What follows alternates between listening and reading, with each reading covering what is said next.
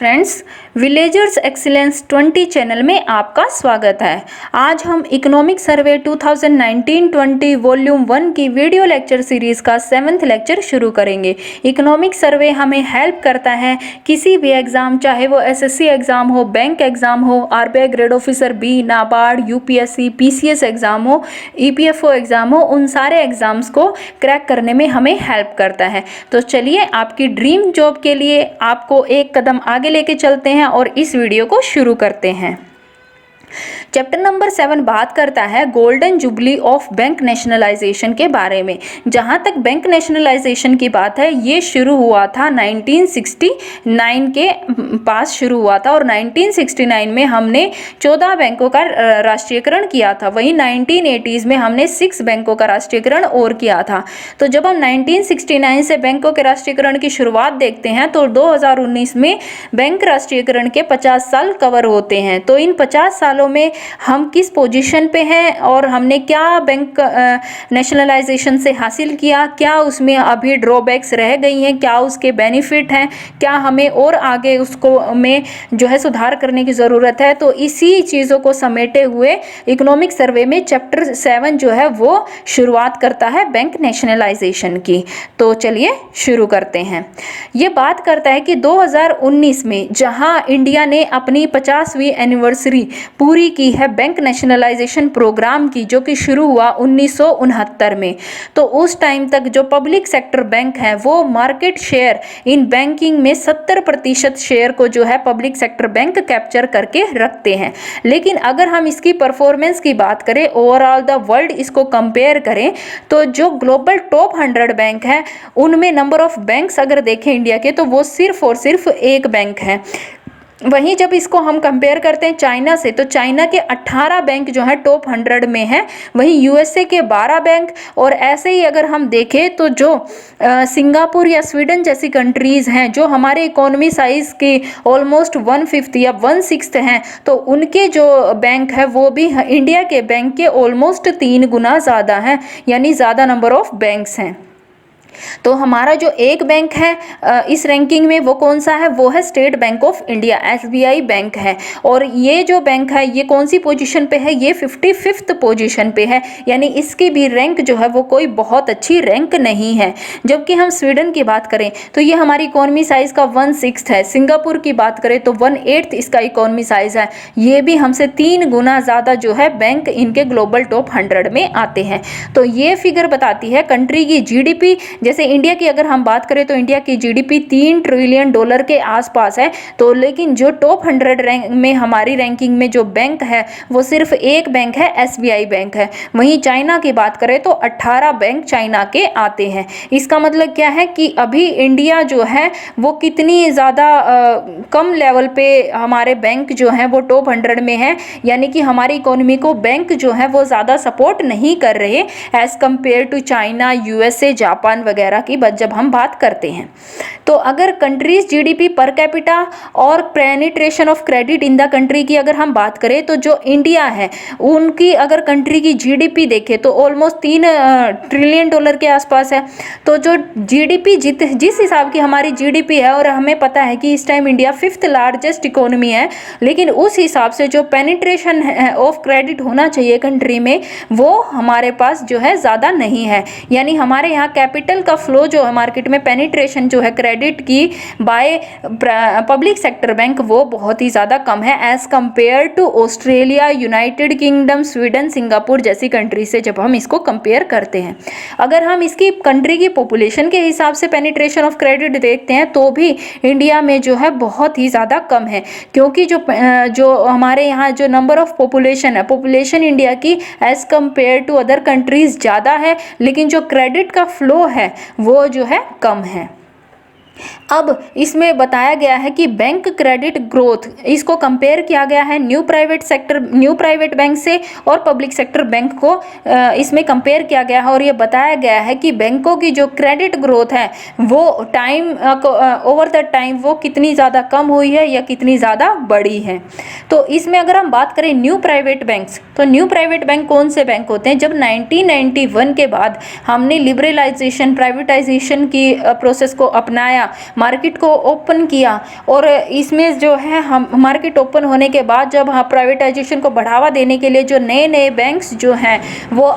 Develop किए गए, तो ये जो बैंक उस टाइम के बाद आए थे तो उनको न्यू प्राइवेट बैंक बोला गया। तो इनमें क्रेडिट ग्रोथ को कंपेयर किया गया, तो जो रेड वाली फिगर है वो शो करती है पब्लिक सेक्टर बैंक्स को। तो हम देख सकते हैं कि जब 2013 से हम बात करते हैं तो जो क्रेडिट ग्रोथ है वो पब्लिक सेक्टर बैंकों की लगातार कम हुई है। 2017 के बाद उसमें थोड़ा सा जो है वो एक्सेलरेशन देखा गया है, ग्रोथ देखी गई है, लेकिन as compare to new private bank वो बहुत ही ज़्यादा कम है। अगर हम बात करें हिस्टोरिकली, अगर हम देखें तो जो पिछले 50 सालों में जितनी इकोनॉमी जो टॉप लेवल की इकोनॉमी पहुंची है उनको ये देखा गया है कि उस इकोनॉमी को सपोर्ट किया गया है बाय देयर बैंक्स, चाहे वो यूएसए की बात हो चाहे वो जापान की बात हो। और अगर अब रिसेंट में जब हम देखें तो चाइना जो एक इकोनॉमिक सुपर पावर के रूप में एमर्ज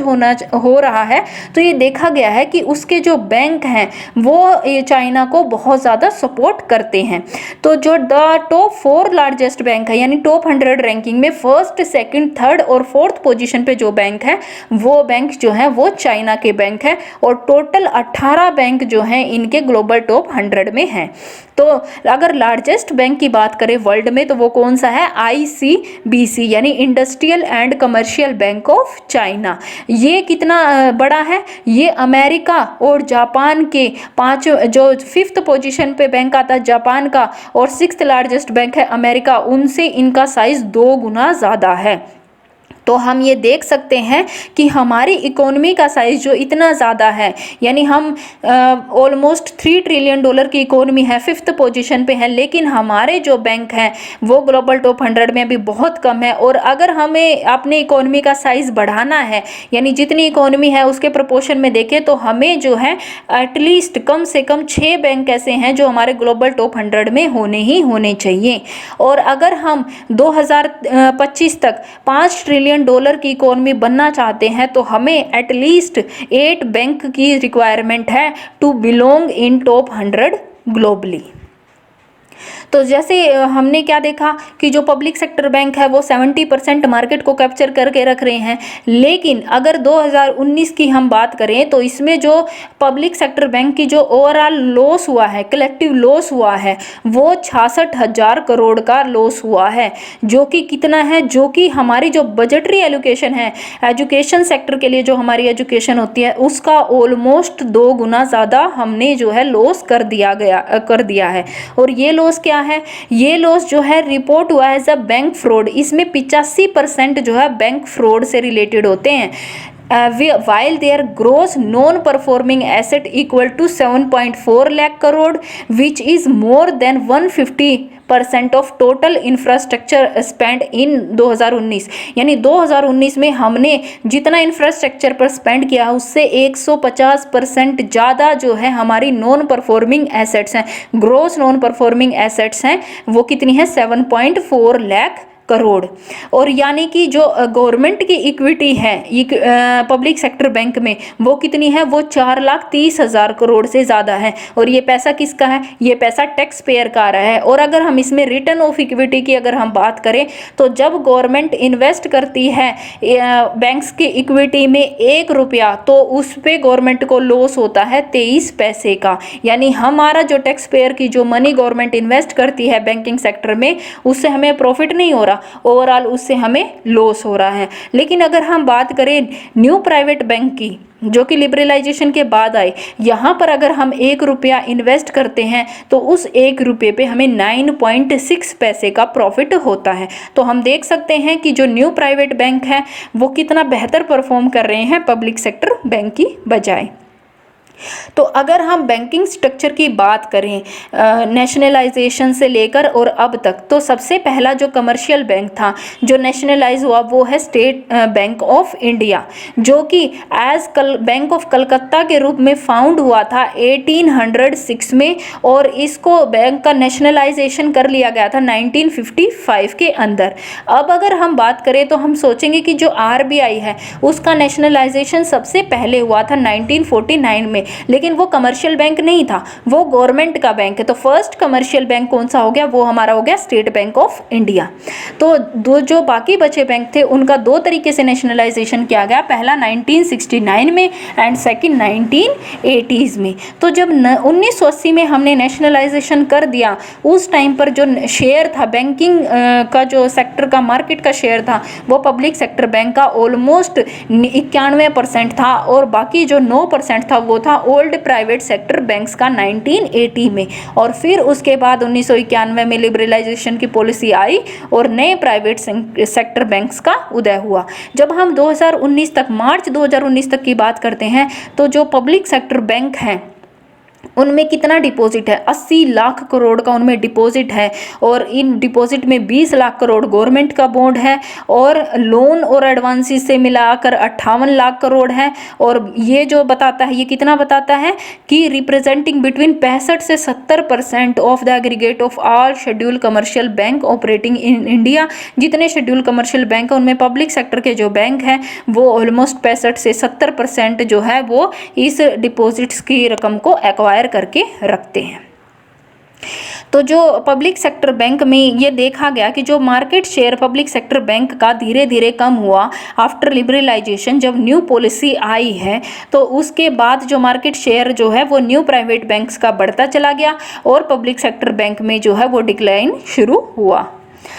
तो जब हम बात करें तो डिफरेंस अगर हम अब देखें कि पब्लिक सेक्टर बैंक में और प्राइवेट सेक्टर बैंक में कितना ज़्यादा डिफरेंस है, तो जब पब्लिक सेक्टर बैंक की अगर हम बात करते हैं तो पब्लिक सेक्टर बैंक को लेस स्ट्रेटेजिक और ऑपरेटिंग फ्रीडम मिलती है, क्योंकि वहाँ पर जो ओनरशिप होती है, ज़्यादा मेजॉरिटी ऑफ ओनरशिप होती है वो गवर्नमेंट की ओनरशिप होती है, और बैंकों को जो है वो ऑपरेशन की फ्रीडम बहुत ही ज़्यादा कम मिलती है। दूसरा क्या होता है, जो गवर्नमेंट का बैंकों पे कंट्रोल होता है। कैसे कंट्रोल होता है कि रिक्रूटमेंट की उनकी जो पॉलिसी है वो भी गवर्नमेंट के द्वारा डिसाइड होती हैं, कैसे वो इन्वेस्टमेंट करेंगे वो भी गवर्नमेंट के द्वारा डिसाइड होती हैं, उनकी टॉप मैनेजमेंट की अपॉइंटमेंट भी गवर्नमेंट के द्वारा होती है, as compare to private sector banks, जहां पर जो है ये जो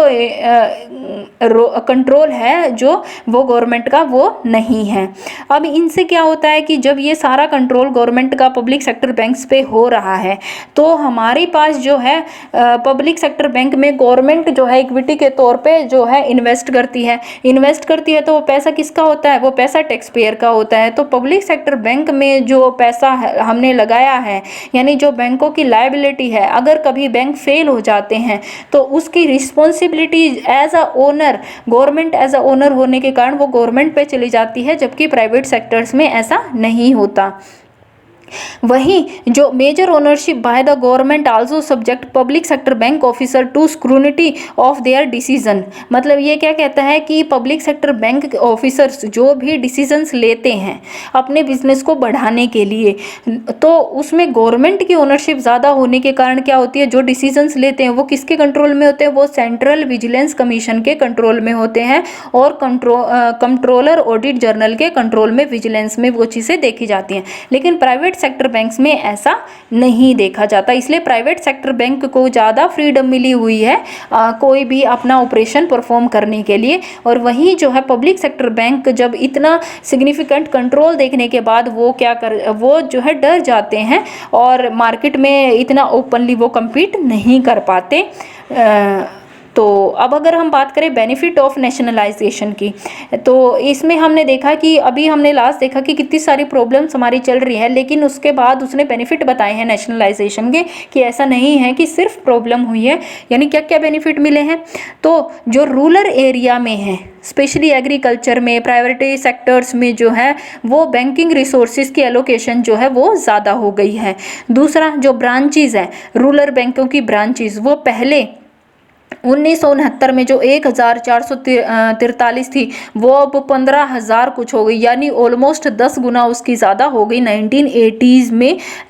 जब हम देखें अगर अर्बन और सेमी अर्बन एरिया में ब्रांचेस देखें तो जहां 5,000 के करीब थी वहीं अब 13,300 ब्रांचेस हो गई हैं, यानी नंबर ऑफ ब्रांचेस इंक्रीज हुई हैं, यानी फाइनेंशियल इंक्लूजन बढ़ा है। अगर हम बात करें क्रेडिट की, ये तो थी नंबर ऑफ ब्रांचेस, अगर हम बात करें क्रेडिट की रूरल एरिया में, तो क्रेडिट भी जो है 115 से बढ़कर कितना हुआ है रूरल एरिया में 3000 करोड़ हुआ है। और जो डिपॉजिट है वो भी कितना हुआ है, वो 306 करोड़ से बढ़कर 5939, यानी ऑलमोस्ट 6000 करोड़ का जो है रूरल एरिया में डिपॉजिट हुआ है, यानी ऑलमोस्ट 20 गुना ज़्यादा डिपॉजिट हमारा हुआ है। जब एग्रीकल्चर सेक्टर की अगर हम स्पेशली बात करें, क्रेडिट बिटवीन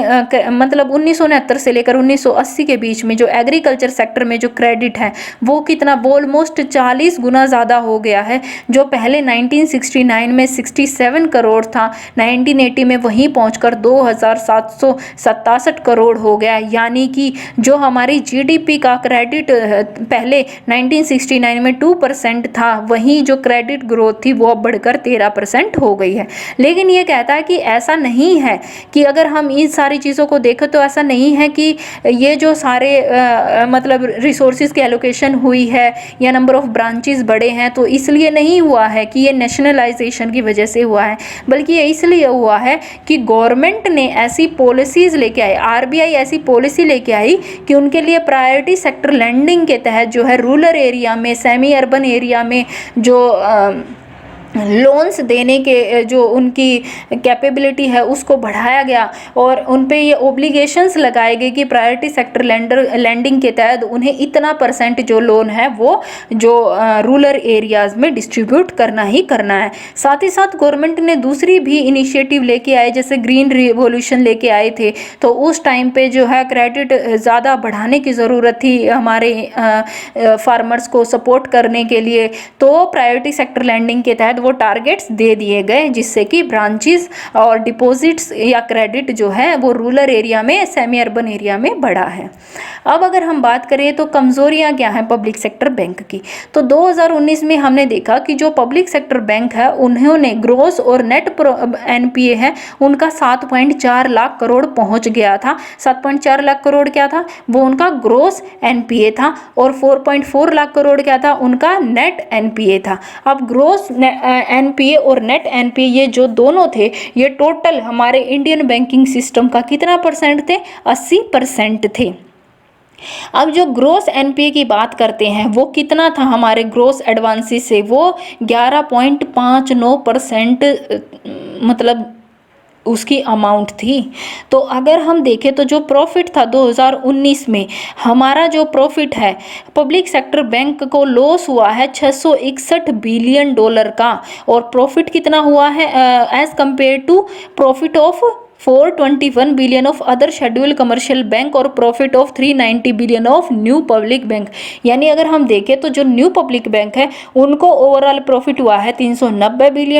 बिलियन का, और जो अदर शेड्यूल्ड कमर्शियल बैंक है उनको प्रॉफिट हुआ है 421 बिलियन का। वहीं जो पब्लिक सेक्टर के बैंक है उनको प्रॉफिट के बजाय 661 बिलियन का लॉस हुआ है। और ये लॉस किसकी वजह से ये हुआ है, ये लॉस हुआ है नॉन परफॉर्मिंग एसेट्स की वजह से। अब नॉन परफॉर्मिंग एसेट्स कौन सी एसेट्स होती हैं, ऐसी एसेट्स होती हैं जब मान लो कि अगर हम एग्जांपल लें कि हाँ बैंक जो है वो लोन दे देते हैं किसी कंपनी को, जैसे कि मतलब किसी मान लो ए कंपनी को उन्होंने कोई लोन दिया है और वो कंपनी जो है वो पे नहीं कर पाती, अपनी रीपेमेंट वाली ओब्लिगेशंस को कंप्लीट नहीं कर पाती, तो वो जो लोन है वो as a non performing assets बन जाता है। अब अगर ग्रोस नॉन परफॉर्मिंग एसेट की बात करें तो ग्रोस नॉन परफॉर्मिंग एसेट क्या होती हैं, जो ओवरऑल जितनी नॉन परफॉर्मिंग एसेट होती हैं किसी बैंक की वो ग्रोस नॉन परफॉर्मिंग एसेट्स कहलाती हैं। और नेट नॉन परफॉर्मिंग एसेट्स कौन सी होती हैं, अब जब हम किसी को लोन देते हैं, फॉर एग्जांपल अगर हम गांव की ही बात करें कि अगर कोई साहूकार किसी को उधार देता है तो कहीं ना कहीं वो ये सोच के चलता है कि जो ये पैसा है इस पैसे में से हमें सारा पैसा वापस नहीं मिलने वाला, तो अपने सिस्टम को अपने लोन देने के सिस्टम को बनाए रखने के लिए वो कुछ % जो पैसा है वो ऑलरेडी बाहर निकाल के रखते हैं, ये सोच के कि इतना हमें वापस नहीं आना, तो जितना हमें वापस नहीं आना उतना हम निकाल के रखते हैं, तो वही हमारे पास क्या हो जाता है, नॉन परफॉर्मिंग एसेट्स हो जाते हैं। मान लो कि हम 1000 रुपये किसी को लोन देते हैं और 1000 रुपये में से हमें पता होता है कि जो मान लो हमें उसमें से पता होता है कि 500 रुपये हमारे पास इसमें से वापस नहीं आने, यानी 500 रुपये हम उसके अलग से निकाल के रख देते हैं। अब 500 रुपये निकाल के रख दिए और जो ग्रोस नॉन परफॉर्मिंग एसेट्स थी तो वो हमारे पास मान लो कितनी थी, वो हमारे पास जो है 600 रुपये की, या हम लगा के चलते हैं 900 रुपये की हमारे पास जो है नॉन परफॉर्मिंग एसेट थी। अब उसमें से अगर हमने जो 500 रुपये बाहर निकाल दिए तो बची कितनी, 400 की, यानी वो जो 400 रुपये बचे वो हमारी नेट नॉन परफॉर्मिंग एसेट्स थी। तो जब हम बात करें आरबीआई की, तो अगर आरबीआई जो है उसकी सुपरवाइजरी ये बताती है कि जो पब्लिक सेक्टर बैंक हैं उन्होंने 5835 केसेस वहाँ फ्रॉड के देखे गए, यानी कि ये फ्रॉड कितना था, 92.9% केसेस जो हैं वो फ्रॉड के थे। और ये जो फ्रॉड के थे 85% of the fraud amount to about 41,000 crore reported in 2017 और 18, यानी ऑलमोस्ट इसकी 85% जो फ्रॉड थे उनकी कीमत कितनी थी, 41,000 करोड़ रुपए का फ्रॉड हुआ था। जैसे हम इसमें एनपीए में एग्जाम्पल भी ले सकते हैं, विजय माल्या वगैरह का हम एग्जाम्पल ले सकते हैं। ऐसी कंपनीज ने कभी रीपेमेंट की ही नहीं लोन की और वो अब हो गए नॉन परफॉर्मिंग एसेट्स।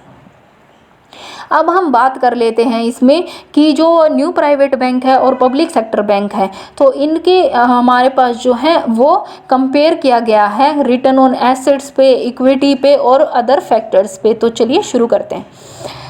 अगर हम रिटर्न ऑन एसेट्स की बात करें, एसेट क्या होती है किसी बैंक के लिए, मतलब जैसे कि अगर बात करें किसी फैक्ट्री के लिए जो एसेट होती हैं वो कौन सी हो सकती है, उसकी लैंड उसकी एसेट हो सकती है, या फिर उसका मशीनरी उसकी एसेट्स हो सकती हैं। तो ऐसे ही जो है बैंकों की एसेट्स होती हैं। तो अगर हम बात करें तो जो न्यू प्राइवेट सेक्टर बैंक है जो कि ब्लैक लाइन से शो हो रहा है, और प्राइवेट सेक्टर बैंक है जो कि रेड लाइन से शो हो रहा है, तो रिटर्न ऑन एसेट अगर हम देखें कि 2006 के बाद जो है वो हमारी थोड़ी सी बड़ी है, लेकिन 2011 के बाद जो रिटर्न ऑन एसेट्स है वो लगातार कम होती जा रही हैं, और 2016-17 के बाद तो वो नेगेटिव में पहुंच रही हैं। वहीं हम प्राइवेट सेक्टर की बात करें तो प्राइवेट सेक्टर लगातार ग्रो कर रहा है, हालांकि 2018 से उस ट्रेंड में भी कमी देखी गई है, लेकिन ओवरऑल जो रिटर्न ऑन एसेट्स है वो पब्लिक सेक्टर बैंक से कहीं ज़्यादा है। अगर हम रिटर्न ऑन इक्विटी करें, इक्विटी यानी जो शेयर में गवर्नमेंट इन्वेस्ट करती है, तो अगर हम रिटर्न ऑन इक्विटी करें तो भी हम देख सकते हैं कि 2016 के बाद से हम नेगेटिव में पहुंच गए हैं। यानी कि हमने पीछे डिस्कस किया था कि गवर्नमेंट जब 1 रुपया इन्वेस्ट करती है बैंक में तो उस पर हमें 23 पैसे का लॉस होता है।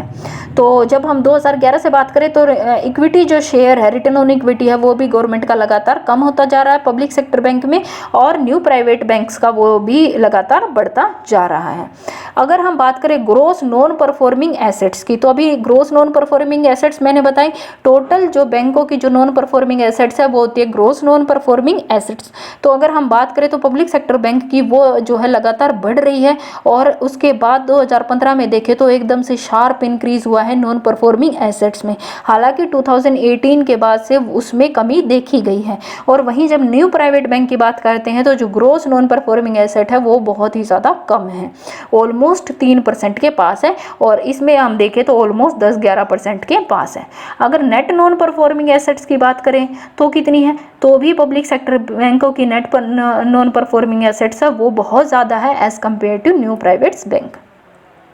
अब टोटल कैपिटल एडिक्वेसी रेशो की अगर हम बात करें, कैपिटल एडिक्वेसी रेशो क्या होती है, जो कैपिटल होती है बैंकों की, चाहे वो टीयर 1 की कैपिटल हो टीयर 2 की कैपिटल हो, अपॉन रिस्क। अगर हम इसको सिंपली सा समझें तो कैपिटल एडिक्वेसी रेशो ये होती है कि जो टोटल बैंकों की कैपिटल होती है और उस कैपिटल के हिसाब से जो बैंक जो है लोन देते हैं उसकी जो एवरेज है वो हमारी कैपिटल एडिक्वेसी रेशो कहलाती है। जैसे अगर हम बात करें, मान लो बैंकों के पास 100 रुपये डिपॉजिट मिला है बैंकों को, लेकिन ऐसा तो नहीं है कि वो ये 100 रुपये डिपॉजिट जो है उनकी लाइबिलिटी है। अब वो लाइबिलिटी चुकाएंगे कैसे, तो लाइबिलिटी करने के लिए उसको पहले अपनी एसेट्स बनानी पड़ेंगी। तो बैंक क्या करते हैं, अपनी एसेट्स बढ़ाने के लिए उस 100 रुपये के ऊपर वो जो है लोन दे देते हैं। अब वो जो टोटल कैपिटल उनकी 100 रुपये थी और उस पर उन्होंने कितने रुपए का लोन लिया, उस पर कितना रिस्क है, वही कैपिटल एडिक्वेसी रेशो कहलाती है इन शॉर्ट। तो अगर हम देखें तो पब्लिक सेक्टर बैंक की जो कैपिटल एडिक्वेसी रेशो है वो बहुत ही ज़्यादा कम है, लगातार कम हुई है, और न्यू प्राइवेट सेक्टर बैंक की जो है वो ज़्यादा है, यानी उनके पास जो है कैपिटल एडिक्वेसी रेशो के हिसाब से जो परसेंटेज ऑफ रेशो उनके पास जो मनी होनी चाहिए अपने बैंक के वर्चस्व को बनाए रखने के लिए वो ज़्यादा है। और अगर टियर 1 की बात करें तो भी पब्लिक सेक्टर बैंक जो है प्राइवेट सेक्टर बैंक से अंडर परफॉर्म कर रहे हैं। अब अगर इसमें हम बात करें तो जो फ्रॉड हुए हैं, नंबर ऑफ फ्रॉड्स जो इन्वॉल्व हुए हैं, अगर हम ग्रुप वाइज फ्रॉड की बात करें तो पब्लिक सेक्टर बैंक में सबसे ज़्यादा फ्रॉड देखे गए हैं। 90.2% जो फ्रॉड हुए हैं ना बैंकिंग सेक्टर में वो पब्लिक सेक्टर बैंक में हुए हैं, और प्राइवेट सेक्टर बैंक में देखें तो सिर्फ 7.7% फ्रॉड हुए हैं। अगर हम इसमें ऑपरेशन वाइज देखें यानी किस सेक्टर में फ्रॉड हुए हैं, तो जो हमने एडवांसेस दिए हैं, जो लोन दिए हैं पब्लिक सेक्टर बैंक ने, उनमें सबसे ज़्यादा फ्रॉड देखे गए हैं, वो है 90.2% ही। यानी सबसे पहले ग्रुप वाइज देखें तो पब्लिक सेक्टर बैंक का शेयर ज़्यादा है, और पब्लिक सेक्टर बैंक के भी ऑपरेशन में अगर हम देखें तो इनमें जो एडवांसेस दिए गए हैं उनका शेयर ज़्यादा है। अगर हम बात करें अब हम पब्लिक सेक्टर बैंक की एफिशिएंसी इन सारी प्रॉब्लम्स के बाद कैसे मतलब एफिशिएंसी को कैसे इंक्रीज़ कर सकते हैं, तो उसके लिए इन्होंने बताया है कि अगर हम इंडिया की बात करें तो पहला क्या है कि हमारे यहाँ फेवरेबल डेमोग्राफिक है, यानी कि जो पॉपुलेशन है हमारी 35% जो पॉपुलेशन है वो 15 से 29 साल के बीच में है, यानी 62% ऑफ इंडियाज़ पॉपुलेशन है 15 से 60 साल के बीच में, और 30% जो पॉपुलेशन है वो 15 साल से कम है। दूसरा हमारे यहाँ क्या है कि हमें जो डिजिटल इंफ्रास्ट्रक्चर को हम लगातार बढ़ाते जा रहे हैं, तो किससे, वो जैम टेक्निक, जो जैम ट्रिनिटी की हमने बात करी थी फाइनेंशियल इंक्लूजन में लास्ट ईयर के इकोनॉमिक सर्वे में ये बात की गई थी, जिसके तहत जनधन अकाउंट खोला गया था, आधार लेके आए गए थे, और एक मोबाइल फ़ोन का नेटवर्क था, यानी आप मोबाइल फ़ोन से ही सारे अपनी पेमेंट्स वगैरह कर सकते हो। तो यानी डिजिटल प्लेटफॉर्म को हमने बढ़ावा देना है और ज़्यादा उसकी एफिशिएंसी को ग्रो करना है। और तीसरा क्या है, जो हम डायरेक्ट टैक्स का यानी टैक्सेशन वाला सिस्टम्स लेके आए थे, ताकि जो हमारा जो कॉम्प्लेक्स स्टेट लेवल का सिस्टम है उसको हटा के एक सिंपल सिस्टम कवर किया जा सके। और इन सारी चीज़ों का हमें ओवरऑल अच्छे तरीके से हमें यूज़ करना है और अपनी एफिशिएंसी को बढ़ाना है। साथ के साथ कुछ कमेटीज़ की रिकमेंडेशन आई थी, जैसे नरसिम्हन कमेटी। ये नरसिम्हन कमेटी 2 कमेटी बनाई गई थी, एक 1991 में, दूसरी 1997 में, फिर आई राजन कमेटी 2007 में, और फिर पीजे नायक कमेटी 2014 में। तो हमें एज अ फैक्ट ये तीनों याद रखने हैं। तो इन्होंने उस टाइम पे बहुत सारे सजेशंस दिए थे कि कैसे हम पब्लिक सेक्टर बैंक की एफिशिएंसी को इन्हांस कर सकते हैं, लेकिन उसका हमने बहुत ज़्यादा इन जो रिकमेंडेशन है उनको फॉलो नहीं किया। तो हमें इन सारी चीज़ों पे इन सारी चीज़ों को कवर करना चाहिए।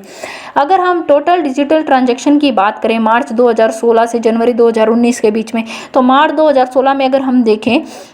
तो हमारी जो टोटल ट्रांजैक्शन है वो कितनी है, 500 बिलियन की है। 500 बिलियन की टोटल ट्रांजैक्शन जो थी वो हमने डिजिटल ट्रांजैक्शन की थी। वहीं अगर हम इसका 2019 तक हम शेयर देखें तो वो बढ़ के कितना हो गई, ऑलमोस्ट 4000 के पास, 4000 बिलियन की जो है वो डिजिटल ट्रांजैक्शन हो रही है, जिसके बहुत सारे तरीके हैं, जैसे RTGS, NEFT, UPI वगैरह। और सबसे ज़्यादा जो अगर हम शेयर देख सकते हैं तो जो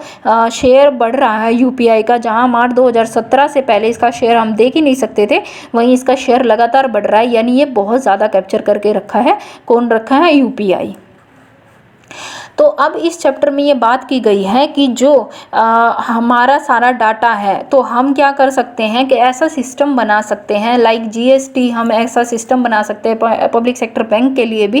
कि हम जो है लोन्स को एफिशिएंट वे में बांटें। और उसके लिए इन्होंने यूज़ किया है क्रेडिट एनालिसिस को, यानी हमें एनालाइज करना होगा क्रेडिट देने से पहले कि किस कंपनी की जो इमेज है वो कैसी है, उसकी रीपेमेंट करने की जो पॉसिबिलिटीज़ हैं वो कितनी ज़्यादा हैं। तो उसके लिए हमने आर्टिफिशियल इंटेलिजेंस और मशीन लर्निंग का इन्होंने यूज़ किया है, इन 2 फैक्टर्स का इन्होंने यूज़ किया है। अब इनके लिए एज अ इनपुट इन्होंने कैसे लिया है, इन्होंने एज अ इनपुट लिया है डाटा को, यानी कि हम डाटा कलेक्ट करेंगे, सारे बैंकों से हम डाटा को कलेक्ट करेंगे, और डाटा को कलेक्ट करने के बाद हम जो है क्रेडिट स्कोर देंगे उन पर्टिकुलर कंपनीज़ को। और वो जो डाटा है वो हमें अवेलेबल हो सकता है किसी किसी इमेज के फॉर्म में, टेक्स्ट के फॉर्म में, सोशल नेटवर्क से हम वो डाटा कलेक्ट कर सकते हैं और इन सारे डाटा को एनालाइज करते हैं और एनालाइज करने के बाद एक क्रेडिट रिकवरी इंफ्रास्ट्रक्चर हम डेवलप कर लेते हैं। और इसके लिए यहाँ क्या करना चाहिए, इसके लिए बैंकों को नई नई टेक्नोलॉजी में जो है वो नई टेक्नोलॉजीज़ को अपनाना चाहिए और उन टेक्नोलॉजीज़ में इन्वेस्टमेंट करनी चाहिए। तो जब हम क्रेडिट एनालिसिस कर लेते हैं तो उसका अगर हम क्रेडिट एनालाइज करने के बाद अगर हम देखते हैं तो जो नॉन परफॉर्मिंग एसेट है, अगर हम rate by size of loan देखें तो हम देख सकते हैं जो हमारी ग्रीन लाइन है वो शो करती है माइक्रो लोन्स को और जो हमारी ब्राउन लाइन है वो शो करती है लार्ज लोन को। अगर हम देख सकते हैं लार्ज लोन यानी 100 करोड़ से ज़्यादा के लोन, अगर हम इसका देखें तो नॉन परफॉर्मिंग एसेट सबसे ज़्यादा उन्हीं लोन्स की है जिनका साइज जो है वो ज़्यादा है। तो इन जून 2017 आरबीआई आइडेंटिफाई 12 कंपनीज कंस्टिट्यूट, मतलब आरबीआई कहता है कि 2017 में सिंपली 12 कंपनियां ऐसी थी जिन्होंने नॉन परफॉर्मिंग एसेट्स का टोटल 25% सिर्फ वो 12 कंपनियों ने किया था। और अगर हम इसमें बात करें performance of lenders tagging already tagged NPA, यानी ये क्या कह रहा है कि अगर मान लो किसी एक एक कंपनी को किसी पब्लिक सेक्टर बैंक ने लोन दिया और वो लोन उस कंपनी का जो है एनपीए डिक्लेयर हो गया, लेकिन उसके बावजूद भी दूसरे पब्लिक सेक्टर बैंक ने उसी कंपनी को लोन दिया तो उसकी प्रोपोर्शन कितनी ज़्यादा है ये इस फिगर में बताया गया है। तो अगर हम पब्लिक सेक्टर की बात करें तो देख सकते हैं हम ऑलमोस्ट 90% के पास जो है ये एवरेज पहुंच चुकी है, यानी कि एक कंपनी जिसने ऑलरेडी किसी बैंक के साथ फ्रॉड किया है उसी कंपनी को दूसरे बैंक ने भी लोन दिया है। और वहीं अगर हम प्राइवेट की बात करें तो वहां पर हम देख सकते हैं कि ये परसेंटेज जो है as compare to public sector bank कम है। अब इन्होंने जो बताया कि क्रेडिट एनालिसिस करके हम एक जीएसटी के जैसी ही एक एंटिटी बना सकते हैं जिसको हम पब्लिक सेक्टर बैंक नेटवर्क की हम बात कर सकते हैं। तो इससे क्या होगा, इससे ये होगा कि हम बेहतर तरीके से समझ सकेंगे कि किस कॉरपोरेट क्लाइंट को हमें लोन देना है और उस पर हम जो है बेहतर डिसीजन कर सकेंगे और एनपीए के बर्डन को हम जो है वो रोक सकेंगे। जैसे अगर हम इस फिगर से हम समझें तो एक कस्टमर अगर किसी पब्लिक सेक्टर बैंक के पास आता है लोन लेने के लिए तो वो पब्लिक सेक्टर बैंक क्या करेगा, पहले वो पब्लिक सेक्टर बैंक जो सारा डाटा कलेक्ट करेगा दूसरे पब्लिक सेक्टर बैंक के नेटवर्क के पास, जिसके पास सारा डाटा सभी बैंकों का कलेक्ट होगा। पब्लिक सेक्टर बैंक इसके पास जाएगा, यहाँ से सारा डाटा चेक करेगा। चेक करने के बाद जो है वो चेक करेगा कि जो उनका केवाईसी नो योर कस्टमर का जो स्टेटस उनका चेक करेगा और ये देखेगा कि उन्होंने कितने लोन दिए हैं, लोन दिया है तो उनका रीपेमेंट उनका टाइम पे उन्होंने किया है या नहीं किया है, या फिर वो ये देखेगा कि अगर उन्होंने रीपेमेंट नहीं किया है टाइम पे तो उनका एनपीए बना दिया गया, घोषित हो गया है वो लोन। और अगर उसको ये पता चल गया कि उस कंपनी का जो है लोन पहले ही किसी दूसरे बैंक में एनपीए घोषित हो चुका है तो पब्लिक सेक्टर बैंक क्या करेंगे, उस कॉरपोरेट क्लाइंट को लोन देने की बजाय अपने लोन को बेहतर ढंग से इस्तेमाल करके किसी दूसरी कंपनी को दे सकते हैं। तो इसमें ओवरऑल कंक्लूजन हमने इस चैप्टर से क्या निकाला, ओवरऑल कंक्लूजन हमारा ये निकला है कि पिछले 50 सालों में जो टॉप 5 इकोनॉमी थी उनको उनके बैंक ने सपोर्ट किया इकोनॉमी के इस लेवल तक पहुंचने के लिए। तो अगर इंडिया को चाहिए कि हमारे